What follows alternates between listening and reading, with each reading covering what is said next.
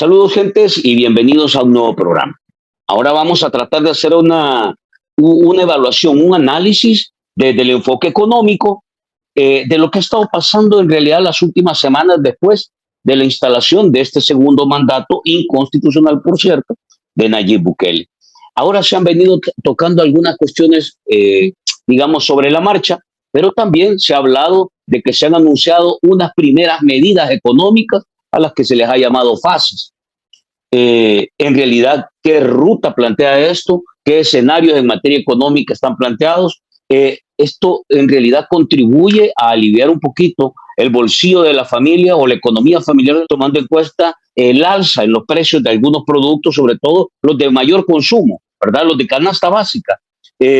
Apunta hacia dónde, cuáles son los escenarios que se plantean. De esto vamos a conversar un poco y también queremos explorar sobre estas últimas acusaciones hechas por el candidato republicano hacia el gobierno de El Salvador. ¿Esto impacta o toca el tema económico o genera algún ruido o incertidumbre de cara a esta agenda económica y a este plan del que se está hablando? Vamos a tocar todo esto con el economista José Luis Magaña. José Luis, gracias por hacer el espacio y compartir con nosotros tu análisis sobre estos temas, digamos, de interés que tenemos en el país.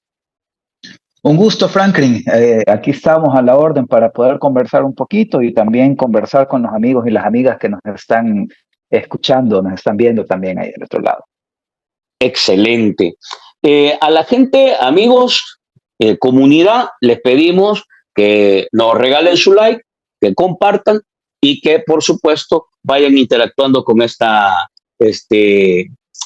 plática que vamos a tener con el economista José Luis Magaña. Bien, José Luis, arranquemos por esto. Hace un par de semanas, en el marco de una inauguración de un data center, el gobierno, a través de Nayib Bukele, anuncia unas primeras medidas en materia económica a las que les llama fases.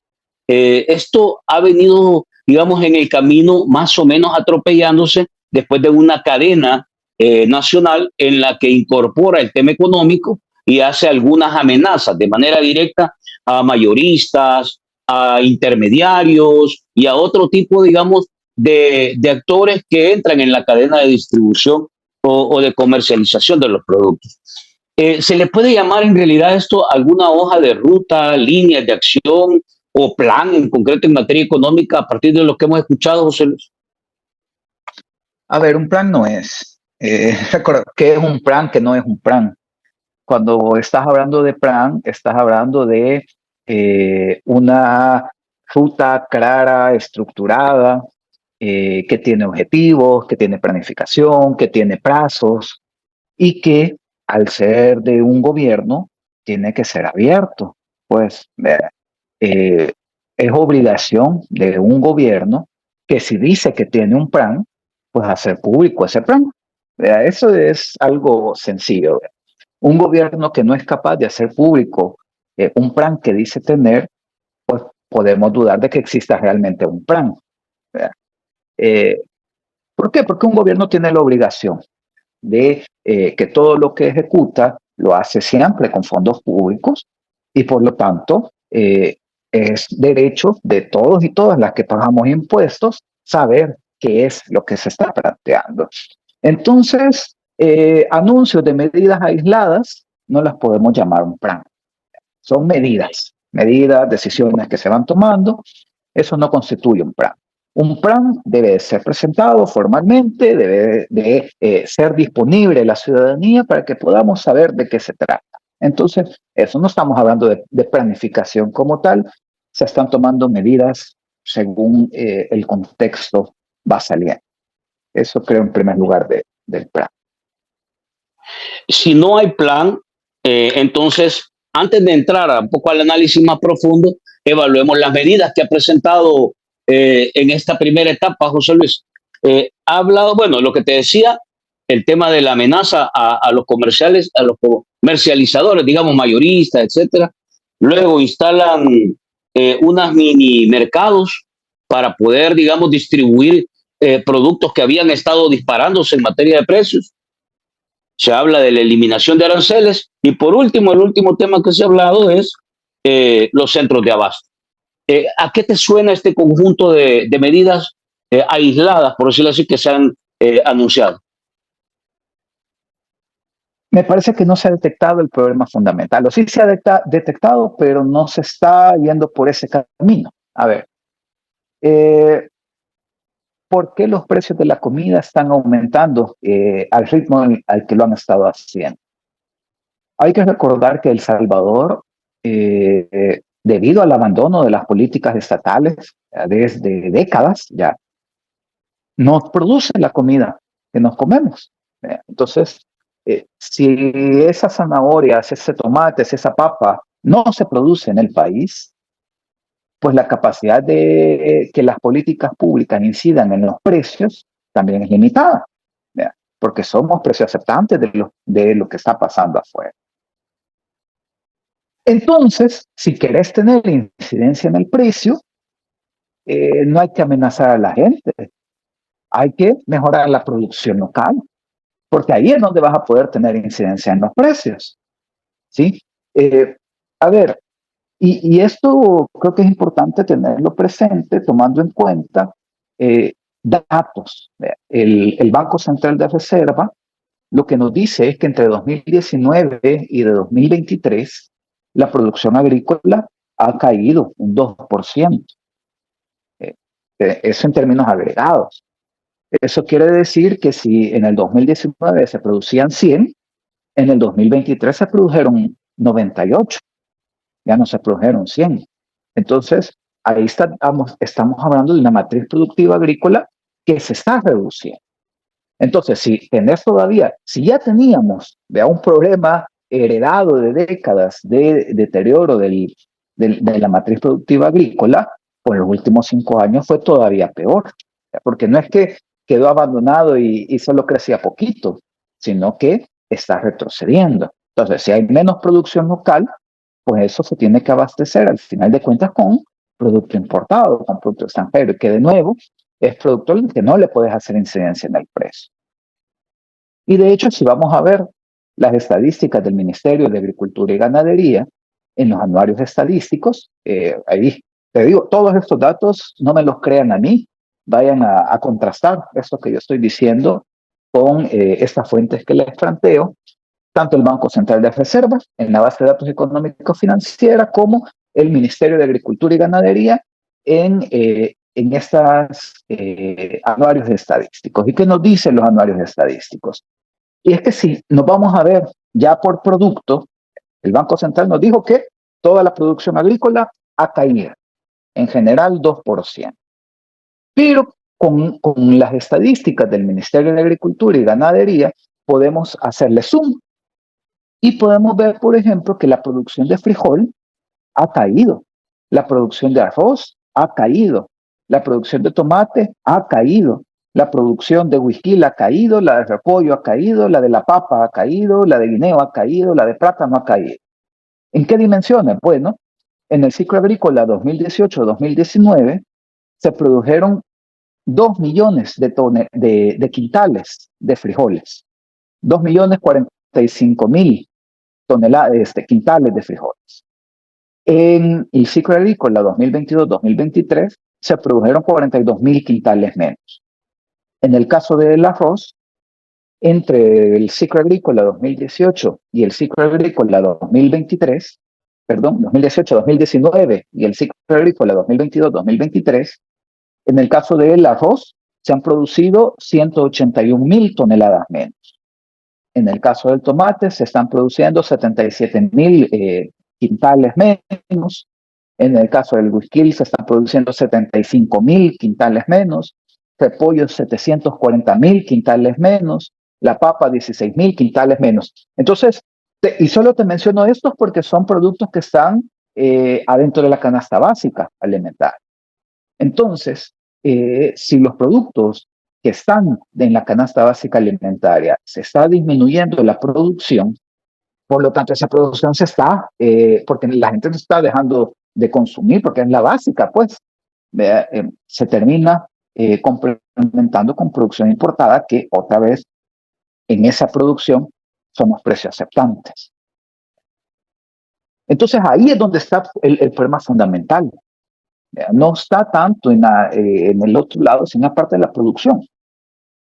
Que hay que hacer agregados en términos de la comercialización, que hay muchos intermediarios, que hay mucha especulación en el mercado de alimentos, que hay grupos económicos controlando el mercado de alimentos, todo eso es cierto y es necesario regularlo, pero el problema de raíz, el problema de fondo, está en la producción. Estamos produciendo menos. Con esto que me comentas, todo ese volumen que se ha bajado en producción se ha sustituido por importación. Por Es así. importaciones. Bien, ¿Sí es? vamos a ver si me logro dar a entender. Eso quiere decir que el productor, que es el que de alguna manera recogía ese ingreso a partir de vender su producto, ya no entra en ese negocio. ¿Quién está entrando entonces en ese negocio y de qué volúmenes hablamos cuando me dices que ha bajado un 2%? Importadores. Estamos hablando aquí ya de estos grupos económicos que de hecho son grupos económicos concentrados. El mercado agroalimentario es un mercado sumamente concentrado, particularmente en esta área de la importación, y por lo tanto son capitales privados los que se están llevando ahí toda esa tajada. Vea que ahora que como no lo están abasteciendo los productores, las productoras locales, pues son estos grupos oligopólicos quienes están llevando esa tajada en cuanto a la importación de los alimentos.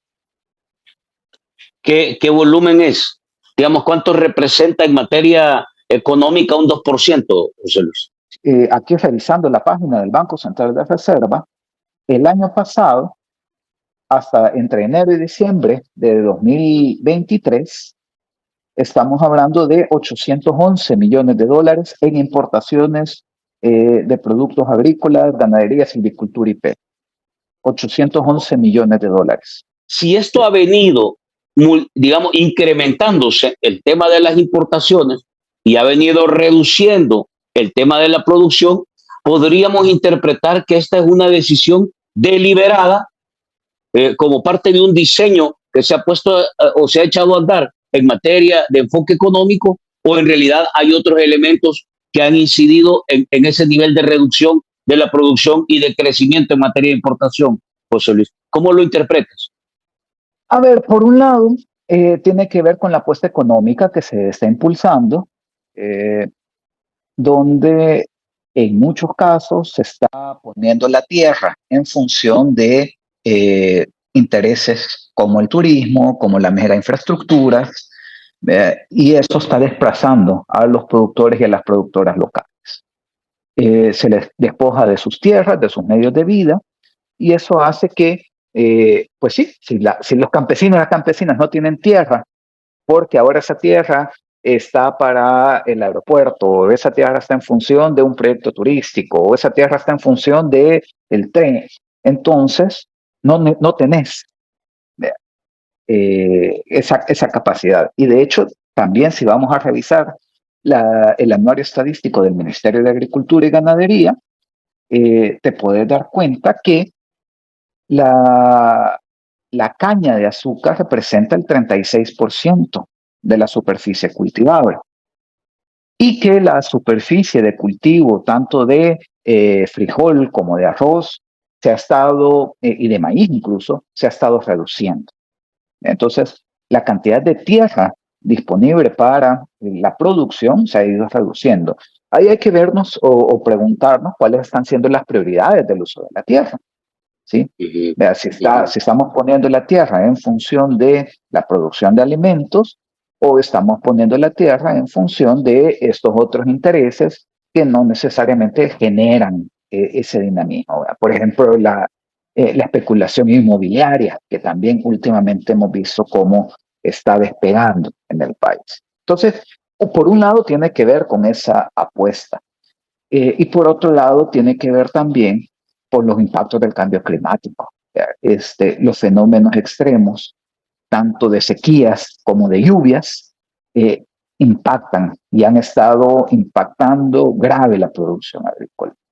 En las últimas semanas hemos tenido lluvias fuertes en el país, y se estaba pronosticando que por agosto vamos a tener una canícula de sequías. Entonces, eh, lo que estamos viendo es que ahora las lluvias se están acumulando, todo lo que llovía en una temporada, en un par de semanas. Entonces, todos esos cambios de los ciclos afectan la producción.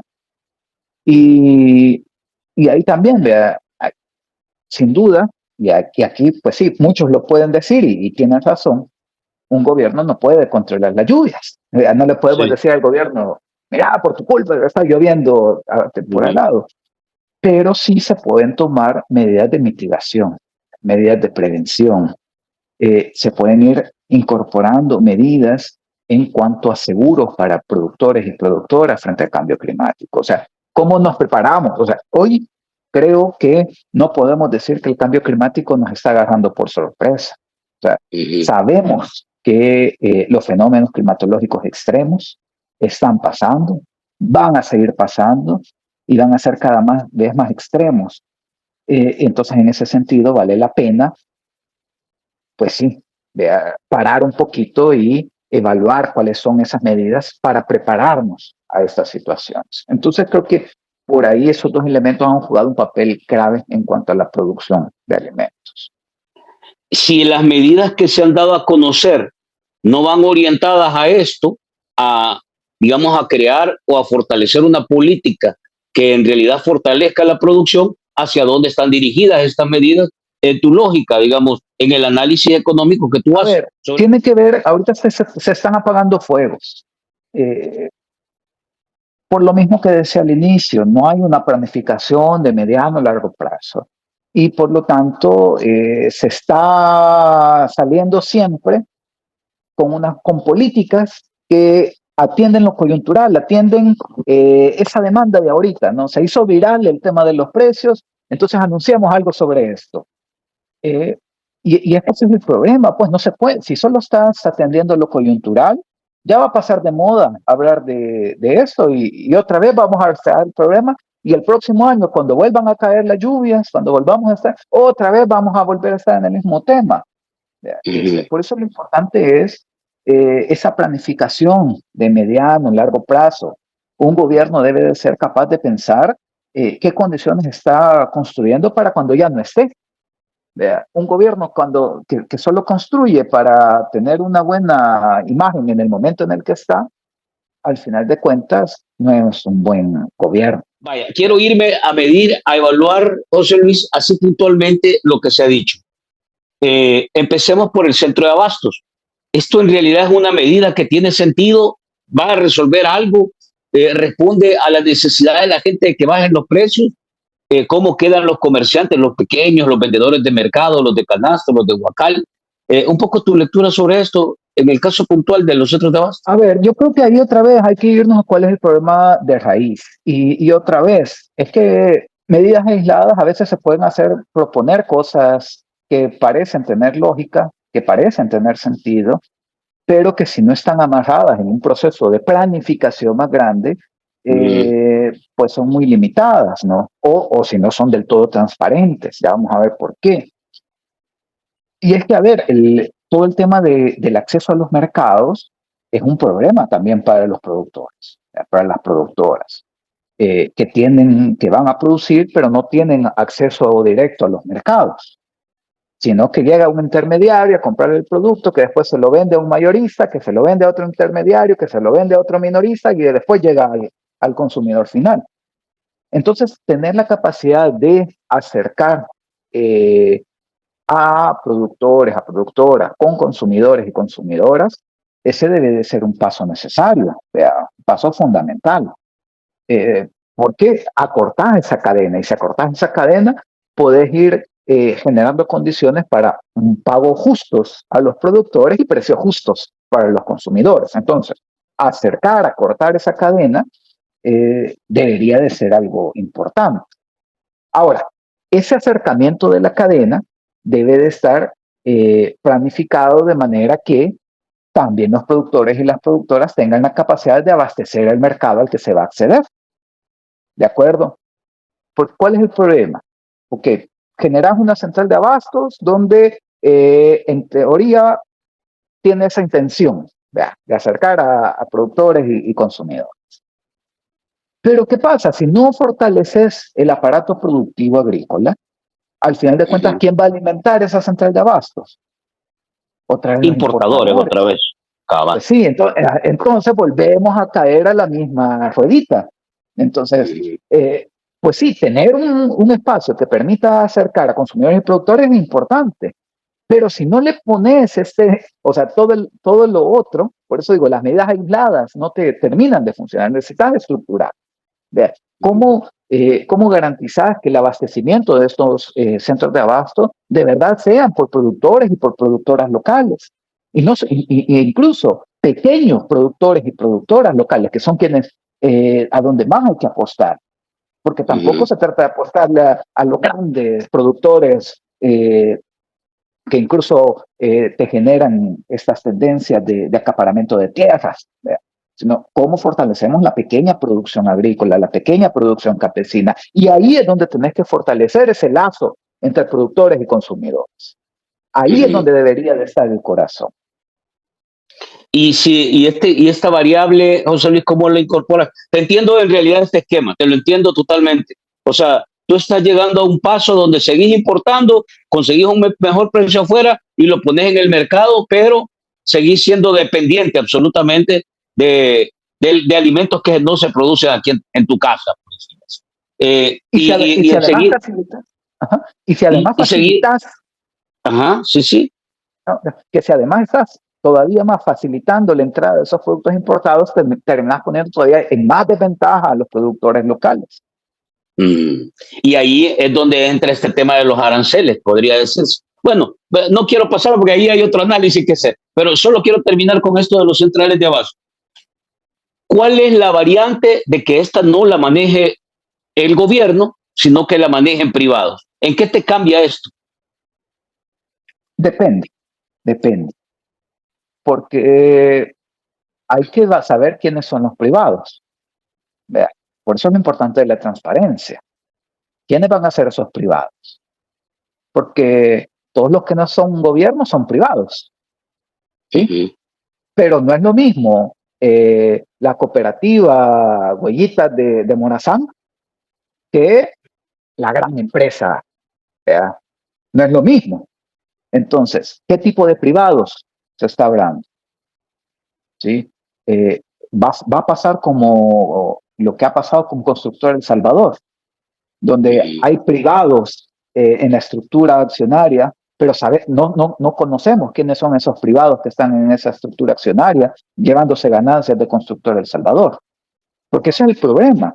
O sea, si lo dejas abierto a privados y opacás ese esquema, pues no sabes quiénes están llevando la mayor tajada. O sea, ahorita, y por eso te pongo el ejemplo de Constructora El Salvador. O sea, la DOM, la Dirección de Obras Municipales, con los impuestos que pagamos todos y todas, está poniendo la maquinaria, está poniendo los activos, está poniendo los trabajos, pero las ganancias se las están llevando los otros inversionistas privados que no sabemos quiénes son. ¿No? Entonces, el mismo caso puede pasar aquí. Un negocio, porque al final de cuentas esa central de abasto es un negocio, el privado va a buscar el lucro y va a sacar lucro. Entonces, lo importante va a ser definir quiénes son esos privados. ¿Ve? Y ahí también se podría plantear incluso esquemas diferentes, esquemas donde existiera participación estatal, tanto en la administración como en la generación de los beneficios. Porque son elementos estratégicos. La alimentación no la puedes dejar solo al mercado, porque el mercado es muy bueno para darle cosas si tenés capacidad adquisitiva, pero la comida no puede ser algo que la dejes a criterio, que si tenés pisto por comer, si no, no. La comida, igual que el agua, es un derecho fundamental, sin el cual no podemos vivir. Entonces, tampoco le puedes dejar todo las decisiones de la alimentación al mercado. Hasta hoy no se ha hablado nada de ser transparentes, no se ha hablado nada del tipo de empresarios y básicamente lo que tú decías de la constructora El Salvador es lo que de alguna manera uno espera acá, porque de hecho, por ejemplo, la infraestructura las instalaciones que se están planteando, es una inversión pública que se le va a dotar a un grupo económico privado. Entonces, ahí viene nuevamente el mismo método. Si esto es la lógica, digamos, así como se ha venido hablando de los otros temas, ¿esto va a tener algún impacto? O sea, podría decir, ¿en qué va a impactar esto en materia económica, en la economía familiar? ¿O en qué va a impactar esto en materia económica, en la dinámica comercial de los pequeños, de los medianos, de los micros, de la señora de canasto? ¿Cómo va a alterar el tema del mercado? O sea, ¿va a tener algún impacto, pues, José Luis? ¿O es simple y sencillamente una cosa que a ver qué sale? Vamos a ver, por lo mismo que no hay mucha información, quiénes van a acceder, cuál va a ser el mecanismo de acceso.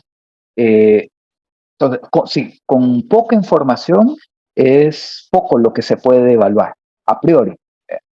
Creo que siempre es importante poner la información primero, ¿verdad? Y después de tener, de que esté la información, se puede evaluar, y por eso es importante de que si se habla de planes, que sean públicos, para que toda la Sí. ciudadanía podamos evaluar lo que se está haciendo.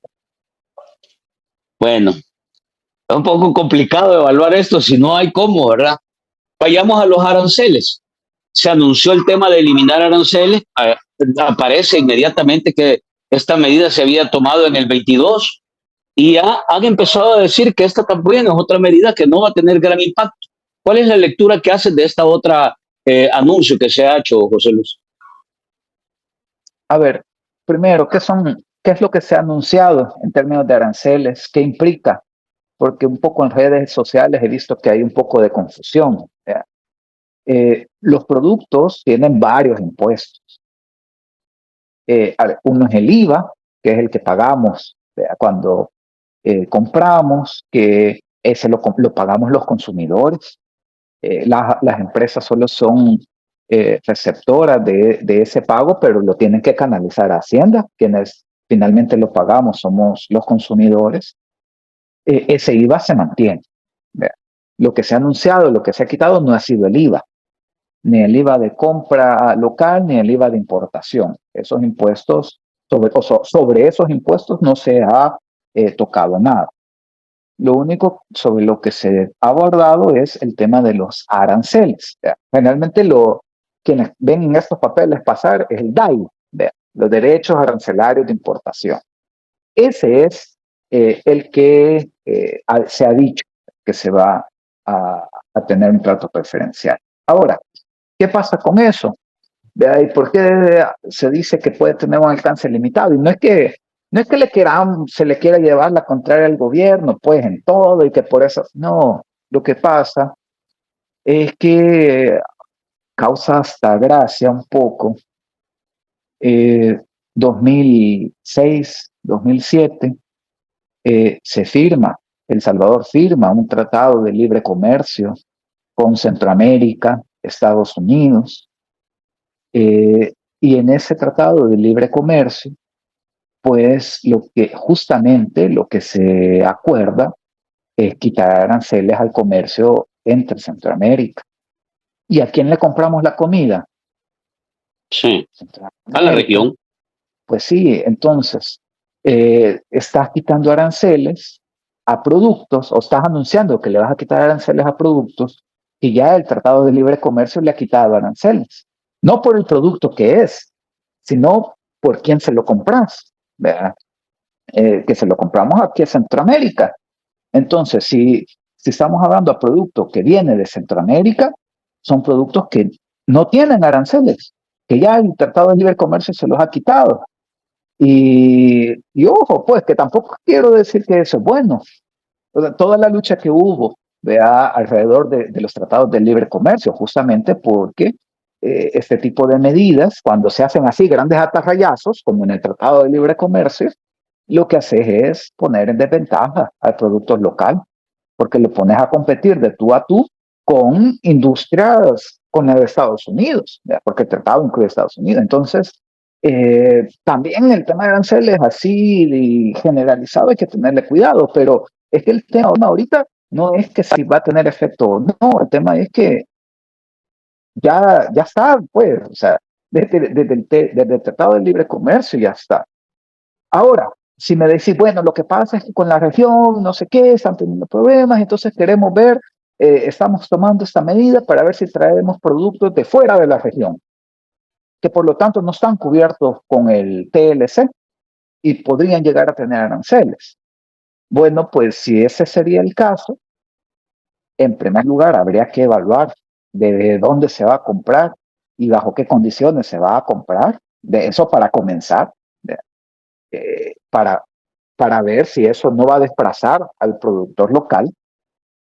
Y en segundo lugar, otra vez, si recordamos, ya en el 2022 se había aprobado algo parecido, de quitarle aranceles a productos y que incluso la Asamblea Legislativa lo prorrogó hasta 2026. Entonces, otra vez, pues ya sería la tercera vez de que se está quitando aranceles sobre cosas que ya no tienen aranceles, pues.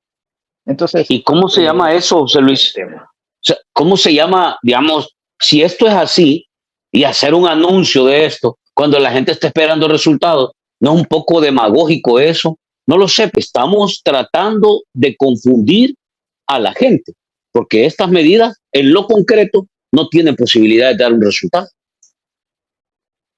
pues sí, a ver, se están diciendo cosas que no se pueden hacer porque ya están ocurriendo. No tiene lógica, no tiene, más allá de ser un anuncio publicitario, de que lo vean en el mundo, que se hagan virales los videitos diciendo cosas, pero que en la práctica no tienen realmente impacto porque eso, o sea, son cosas que ya están ocurriendo.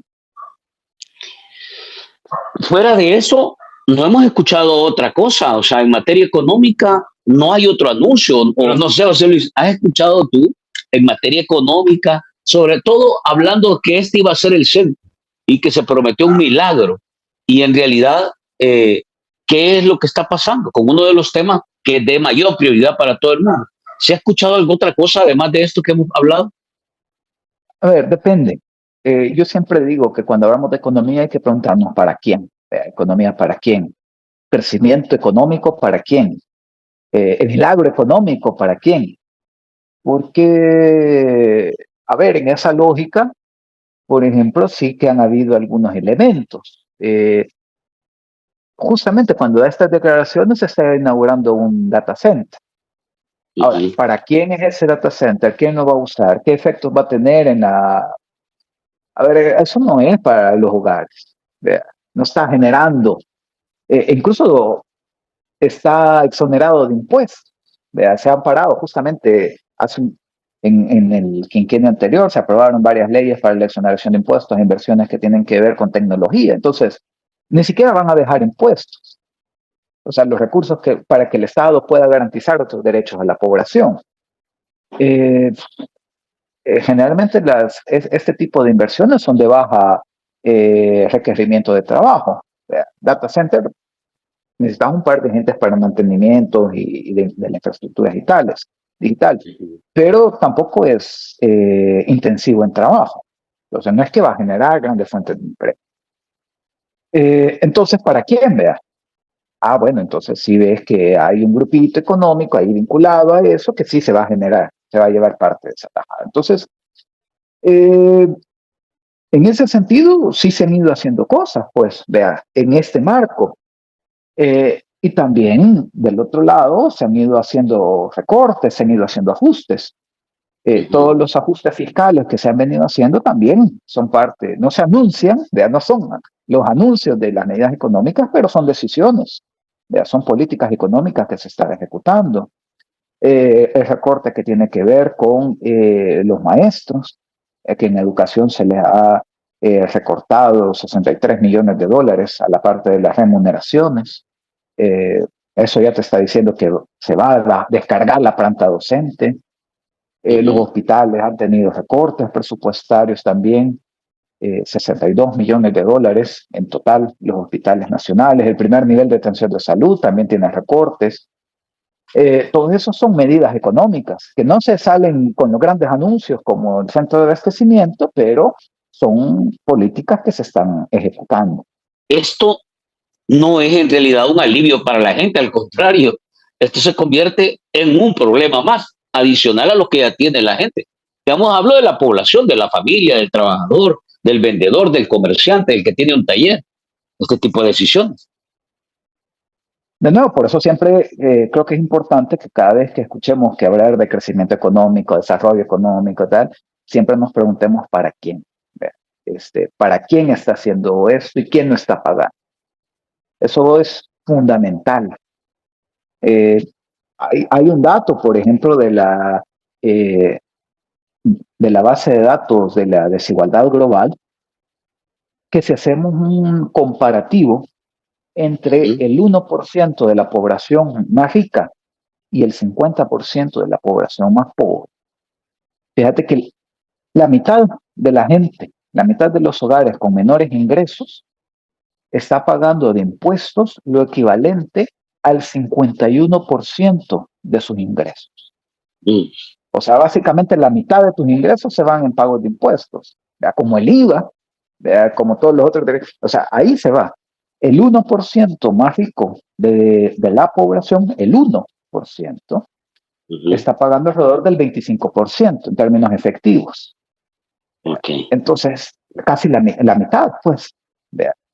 Entonces, el 1% más rico está pagando proporcionalmente la mitad de lo que está pagando la mitad más pobre, ¿no? Entonces, ¿quiénes estamos pagando? Pues, y a quién se le está dando el beneficio. Pero no se ven cambios en ese sentido, no hay nada, no hay señales, no hay medidas y tampoco hay diálogo. No, o sea, a lo que me refiero, José Luis, es decir, fuera de hacer un par de anuncios que tienen estas características que tú has planteado, no estamos hablando de verdad de las grandes políticas públicas que te pueden cambiar el enfoque económico, por lo menos para los sectores más pobres o más desprotegidos. No hay nada de eso todavía, a esta altura, digamos, No, porque ya va avanzando este segundo periodo, un periodo inconstitucional. de momento no, de hecho no hay, otra vez en este segundo quinquenio, no hay plan general de gobierno, como no lo hubo en el primero, y tampoco hay, aunque la ley te lo obliga, tampoco hay un plan social de gobierno, que también tampoco hubo en el periodo anterior, que de hecho la ley le exige al gobierno que en los primeros 6 meses de gobierno presente su plan social. No lo hizo la vez anterior, tampoco parece que vayan a ese camino durante estos 5 años. No ha habido ningún cambio de gabinete y tampoco ha habido, digamos, no sé qué nivel de conversación haya con el sector privado, con alguna parte del sector privado, las cámaras, la NEP, no, tampoco hemos tenido información de eso. Entonces, ¿a qué podríamos resumir, tomando en cuenta que estamos ya cerrando junio, vamos a ver, junio, julio, cerrando julio, 2 meses, y cómo podríamos resumir entonces estas señales en materia económica? Vamos a ver, de qué estamos hablando, para dónde vamos, o si pudiéramos hacer alguna proyección o evaluación en materia económica, José. Desigualdad. Si hay una palabra que resume la ejecución de las políticas económicas de momento es la desigualdad. Estamos viendo cómo se está generando todo un contexto de decisiones políticas que están favoreciendo cada vez más a los que tienen más y está castigando cada vez más a los que tienen menos. Y no solo en términos de impuestos, o sea, en términos de todas las políticas públicas. Se les está quitando tierra a las comunidades, se les está desplazando, se están desmejorando los servicios públicos, se están desfinanciando los subsidios, se recorta el presupuesto de educación, el presupuesto de salud, mientras se le está dando beneficios fiscales a las grandes empresas, se les abren nuevas oportunidades de negocio a los grandes capitales.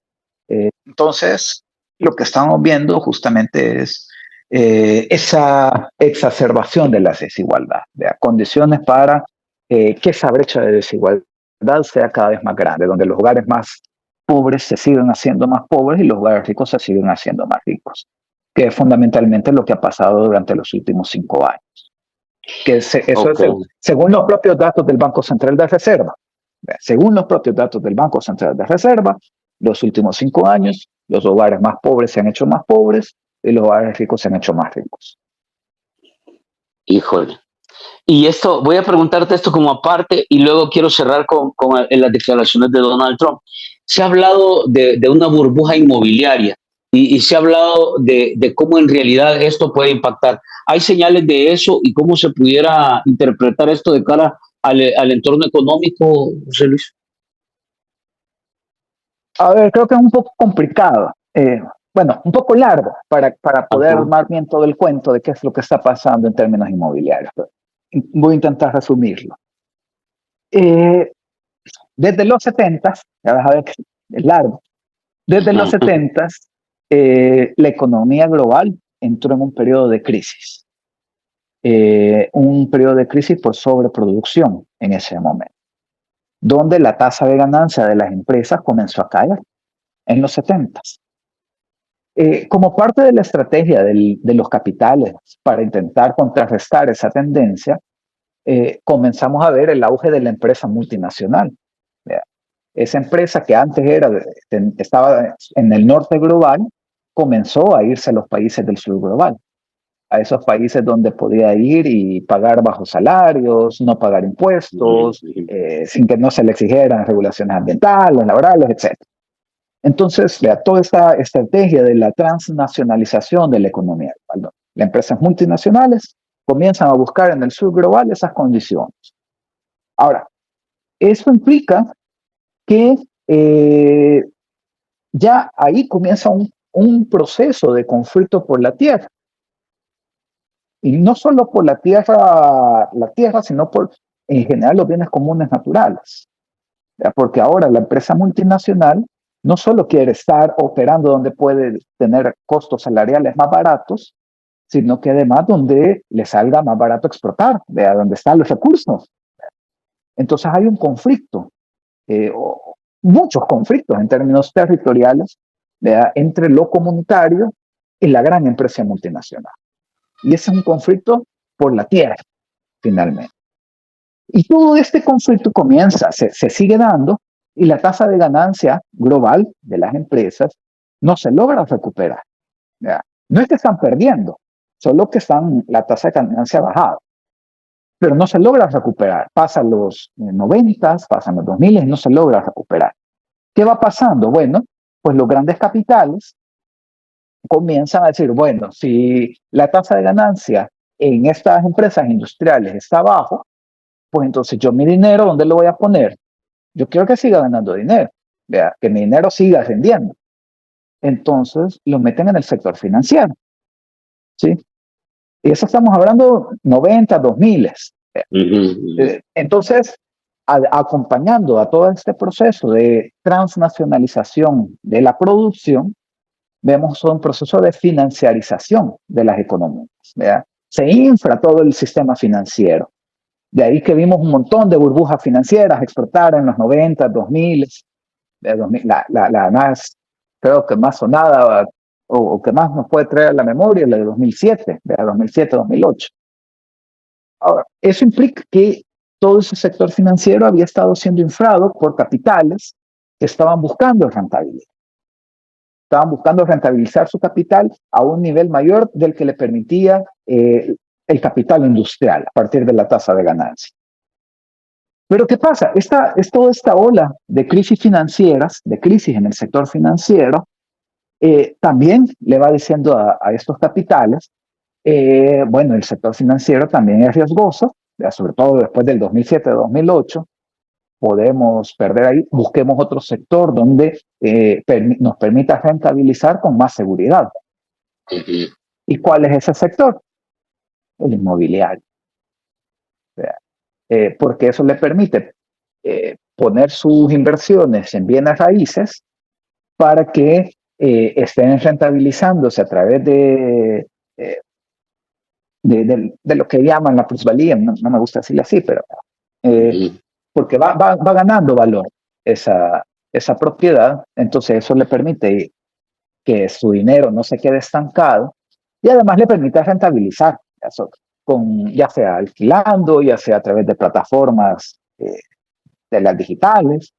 Entonces eso le permite ir haciendo eso. Entonces vemos cómo todos esos capitales que habían transitado hacia la financiarización de la economía global comienzan también a pasarse paulatinamente, o por lo menos una parte, a la especulación inmobiliaria como una alternativa de la rentabilización de sus capitales, porque la tasa de ganancia sigue baja, porque en el sistema financiero también ya vieron que hay crisis, entonces comienzan a entrar en este sector inmobiliario ya de manera más decidida, en esta especulación inmobiliaria. Por eso, el tema del alto costo de la vivienda no lo estamos viendo solo en El Salvador. ¿Verdad?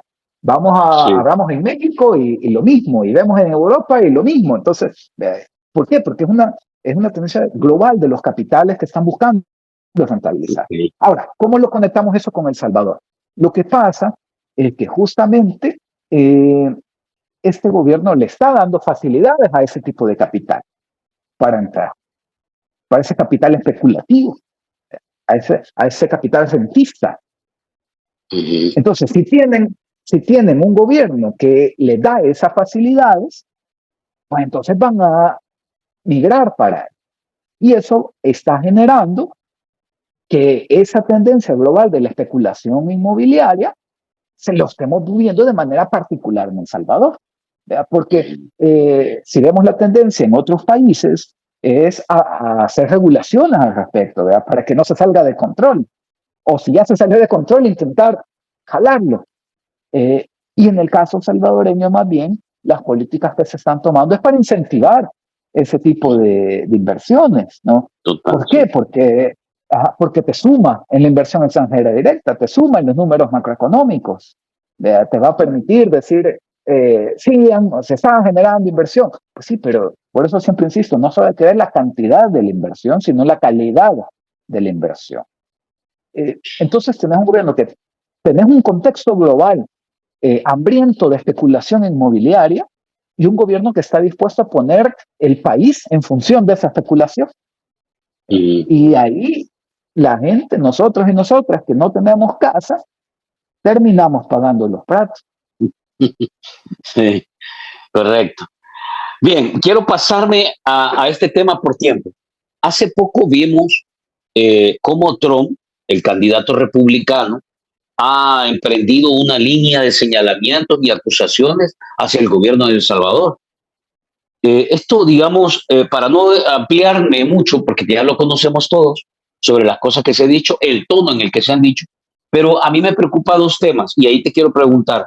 Uno, habla de migración y de migrantes y habla de la mayor, ¿cómo se llama? Operación de regresar migrantes a los países. Eso, digamos, preocupa porque nosotros sobrevivimos de las remesas. Y lo otro es que qué tanto te puede afectar a nivel de confianza como economía y como país ese tipo de señalamientos y de ruidos digamos, con una bocina tan grande como la que se han hecho estos señalamientos.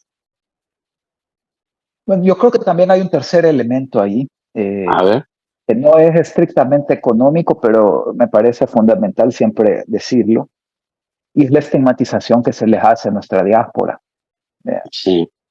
Al final de cuentas lo que está diciendo es los salvadoreños que vienen aquí a Estados Unidos son delincuentes, son asesinos, son no sé qué. Se estigmatiza a nuestra diáspora. Y creo que eso también es relevante ponerlo, porque si bien estamos viendo ahí una especie de ruptura, ¿no? Que había entre las políticas más de los republicanos con el gobierno Bukele, pero que esa ruptura se está llevando de paso a nuestra diáspora. Y creo que eso también hay que ponerlo en la mesa, ¿verdad? Que los discursos, que las narrativas sobre la migración no las podemos dar por sentado así por así, ¿verdad? No podemos dejar que cualquiera venga y diga que todos los que se van de El Salvador son delincuentes, no, que todos los que están allá son delincuentes. No, no podemos permitir esa estigmatización de la diáspora. Eso me parece de entrada, ¿verdad? Un elemento. Y que justamente, pues sí, al final de cuentas Trump lo está usando como forma para legitimar. esa propuesta que ahora tiene, ¿no? de la mayor operación de deportaciones, que lo va a usar de manera propagandística como solo del muro, ¿vea? En su primera sí, elección. ¿Vea? sí. En la primera era la campaña, ¿vea? El punto era el muro. Entonces, seguramente ahora el punto va a ser esas deportaciones masivas. Habrá que ver también qué tanto eso realmente puede pasar. Creo que ahí hay todavía algo de respeto en términos de instituciones, sobre todo el contrapeso que pueden hacer los gobiernos estatales a las políticas federales que se tomen. No creo que vaya a pasar, ¿vea? Que vayan a mandar camionadas, avionadas de gente. Mucha de nuestra diáspora también ya está en algunos procesos. Creo que particularmente quienes pueden tener mayor vulnerabilidad es quienes todavía no están acogidos a algunos de estos recursos, pero sí puede que al final de cuentas todo el tema de estar intentando ver cómo regularizar las cosas allá les va a complicar el envío de remesas, que en el caso salvadoreño las remesas cumplen un papel fundamental para sostener la economía. Sin las remesas este país ya se hubiera hundido. Ujú. No tenemos capacidad de, por ejemplo, las importaciones, de financiar las importaciones, si no es por el flujo de remesas que hay. Entonces, una política en Estados Unidos que implique detener o por lo menos bajar considerablemente ese flujo de remesas nos va a traer serios problemas tanto a nivel de hogar, vea que no van a recibir remesas, pero también a nivel macroeconómico, por todos esos desequilibrios que se pueden generar, sobre todo en la parte del comercio internacional, que no tenemos dinero en El Salvador suficiente para comprar todo lo que importamos, si Se no puede es por decir, las José Luis, remesas. se puede decir, José Luis, que esa agenda eh, que es la que soporta de alguna manera la economía nuestra, está amenazada. Podríamos considerar que eso es así. Y si eso es así, ¿qué se ve que está haciendo el actual gobierno en función de atender ese tema? Pues de momento no ha habido una reacción oficial más allá de un tuit. Eh, Ujú, Sabemos por las investigaciones periodísticas que el gobierno está pagando a algunos lobistas en Estados Unidos para tener alguna incidencia, sobre todo con el Partido Republicano, con el ala más conservadora del Partido Republicano, pero que parece que no le está funcionando tanto. Son cerca de $65,000 mensuales que se están pagando a estos lobistas. Eh, y justamente ha sido para intentar estar con el Partido Republicano cercano. Pero en términos de política migratoria, por lo menos en estos 5 años, no hemos visto mayores estrategias de acompañamiento y de apoyo a las diásporas. ujú, Cuando estuvo amenazado el TPS, quienes salieron a defenderlo fue la misma diáspora. ujú. El gobierno estuvo calladito aquí cuando estuvo amenazado el TPS. Y eso dio un mensaje fuerte, porque las diásporas allá, el mensaje que le dio fue, tal vez a quien pueda, y vean cómo hagan ustedes. Eh, Porque el gobierno aquí, mientras la gente allá estaba peleándose por el TPS, peleando por el tema de los Dreamers, el gobierno aquí calladito, diciéndole a Estados Unidos, sí, señor Estados Unidos, aquí nosotros también vamos a hacer nuestra patrulla fronteriza para detener la migración. Aquí Sí, nosotros también vamos a... Entonces, creo que ujú. ya eso nos dice bastante de cuál es José el Luis, enfoque. para cerrar, y ya una reflexión general, digamos, cerrando julio, pues ya estamos casi cerrando julio, 2 meses. ¿Cuál podría ser en realidad el mensaje para el salvadoreño y la salvadoreña que sigue viendo el tema económico asfixiante, preocupante, de alerta, tomando en cuenta con estas luces que hemos visto, esto que hemos hablado? ¿Cuál podría ser en realidad el mensaje para el salvadoreño que está de alguna manera esperanzado o que cree que algún cambio se va a dar? Yo creo que los cambios no se dan, los cambios se construyen. Eh, y creo que es importante saber que esos cambios, el tipo de cambio que se va a hacer, depende de quién los propicie y para qué y cómo se propician. Eh, y ahí por eso creo que es fundamental nuestra participación activa. Porque si solo estamos calladitos esperando que las cosas pasen, hay otros que sí están decidiendo, hay otros que sí están discutiendo, hay otros que sí están opinando. ¿Verdad? Entonces, ¿para quiénes se va a formular la política pública? ¿Para el que está calladito o para el que está incidiendo? Entonces, creo que es importante eso, ¿verdad? No hay que esperar que tal vez las cosas cambien, sino que hay que propiciar y hay que exigir que las cosas cambien y cómo deberían de cambiar, hacia dónde deberían de cambiar. Eso por un lado. Y por el otro también, que es la capacidad que tenemos. Creo que a veces nos limitamos mucho en la conciencia de la capacidad de poder que tenemos. Y no solo en términos de poder político partidarios a las instituciones públicas, sino también en el poder de construcción de alternativas de manera autónoma.